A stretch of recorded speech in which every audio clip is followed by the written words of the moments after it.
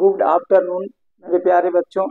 मैं महेश सर आपके लिए क्लास 10 फिजिक्स चैप्टर 1 का एक टॉपिक है परावर्तन का नियम यानी लॉ ऑफ रिफ्लेक्शन, जिसको अंग्रेजी में कहते हैं।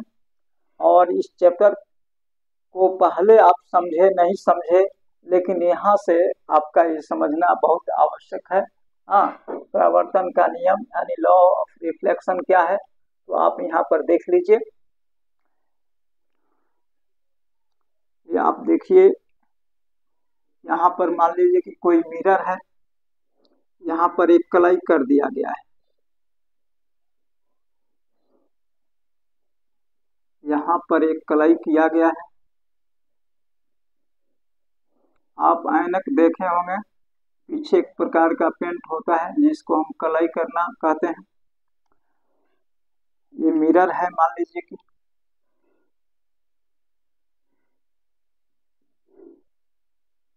मिरर यानी दर्पण। यहाँ से कोई प्रकाश आई और फिर ये रिफ्लेक्शन होकर इसी एंगल पर इधर चली गई। ये ओ बिंदु हुआ, ये आपका हो गया ए,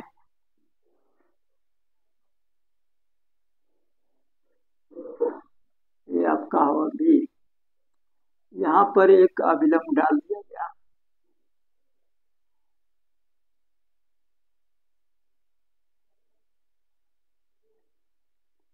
इसको एन से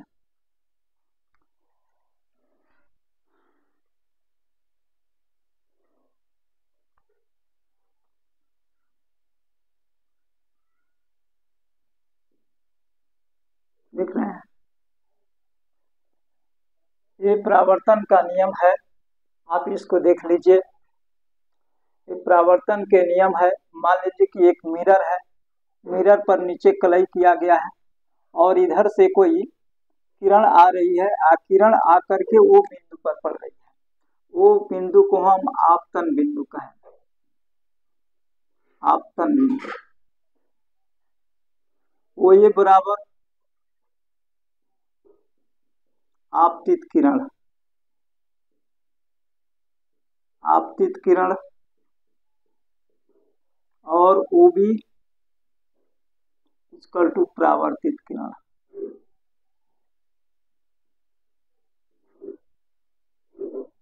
परावर्तित किरण हुआ और ओ एन अभिलंब।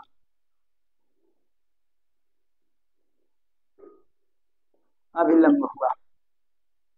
आप इसे बढ़िया से समझ लीजिए, अच्छे से समझिए।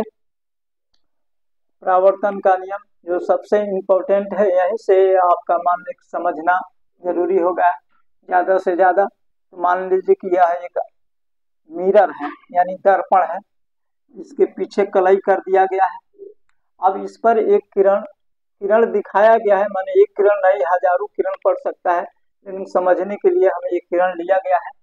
तो एक किरण वो ये जो है एक किरण है, और यह अविलंब ओ बिंदु, जो ओ बिंदु है इसका आपतन बिंदु है, यहाँ से परावर्तित होकर के जा रही है इस दिशा में। तो जितना एंगल से इधर आएगी इतने एंगल से इधर जा रही है। तो आप ये देखिए, तो आपकी ओ को आपतन बिंदु कहेंगे, जहां पर बिंदु जिस बिंदु पर किरण आकर के पड़ रही है उसको आपतन बिंदु कहेंगे। जो किरण आ रही है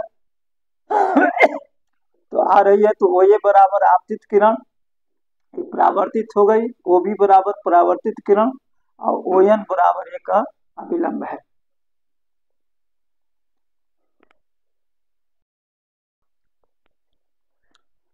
यहाँ पर देखिए, वो ये किरण है, ये बिंदु पर आई है और ये परावर्तित होकर वो भी हो गई। हाँ, ओ एन बीच में एक अभिलंब डाला गया है। अभिलंब डालने पर यहाँ दो कोण बन रहा है।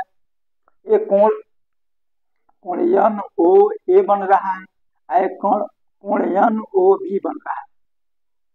तो इसको कहते हैं, ये जो किरण कोण बन रहा है कोण कोण आई मतलब आपतन कोण,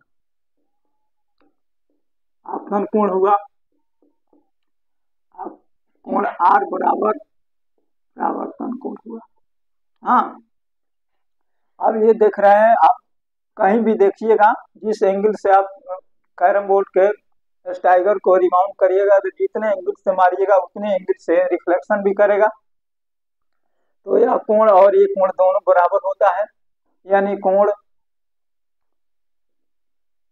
एन ओ ए, कोण एन ओ ए बराबर कोण होगा कौन सी, कोण एन ओ बी, यानी कोण आई बराबर कोण आर होता है। अब परावर्तन के दो नियम है। हाँ, परावर्तन के दो नियम है जिसे स्नेल का नियम भी कहा जाता है। इसे आप जरा देखिए, हम लिख देते हैं, समझा देते हैं।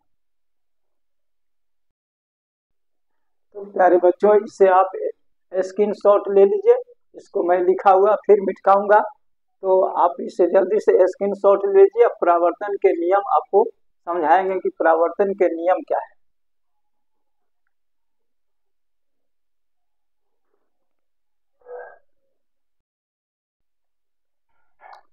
तो परावर्तन का नियम है, परावर्तन के दो नियम है।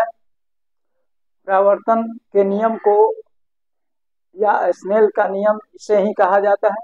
परावर्तन का नियम या स्नेल का नियम आपके अगर परीक्षा में आवे तो इसमें कोई आपको हिचकिचाहट नहीं होना चाहिए, कोई हेजिटेट नहीं होना चाहिए। परावर्तन का नियम या स्नेल का नियम आर सेम थिंग।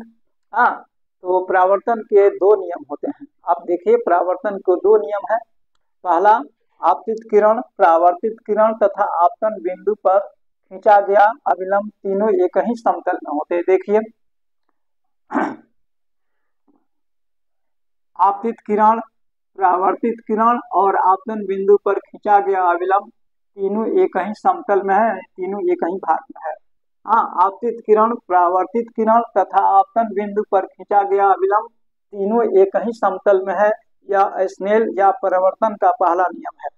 दूसरा नियम है, आपतन कोण परावर्तन कोण के बराबर होता है, यानी आपतन कोण परावर्तन कोण ये दोनों आपस में बराबर है, यानी कोण एन ओ ए बराबर कोण N O B equal to I equal to कोण आर, यानी कोण आई इक्वल टू आर दोनों बराबर होता है। तो मेरे प्यारे बच्चों, इसे आप हमेशा याद रखिएगा। यह परीक्षा में परावर्तन का नियम आता है, आप कभी भी देखिएगा, अक्सर यह परीक्षा में अल्टरनेट आता रहता है।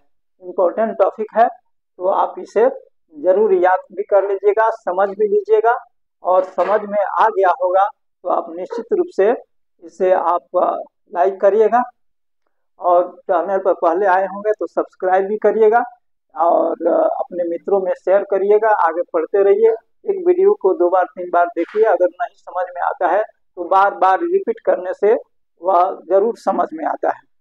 क्योंकि कोई बात अगर समझ में नहीं आवे तो उसे 1 बार 2 बार 3 बार जरूर पढ़ना चाहिए। क्योंकि आप जानते ही हैं, करत करत अभ्यास हो जलमित हो सुजान, रसरी आवाज जाते तिल पर परत निशान, यानी कोई भी बात आपको अगर नहीं आता है तो उसे बार बार रगड़िए, बार बार समझिए, तो एक बार वो जरूर समझ में आ जाता है। मेरे प्यारे बच्चों, इसे आप जरूर पढ़ते रहिएगा, देखते रहिएगा।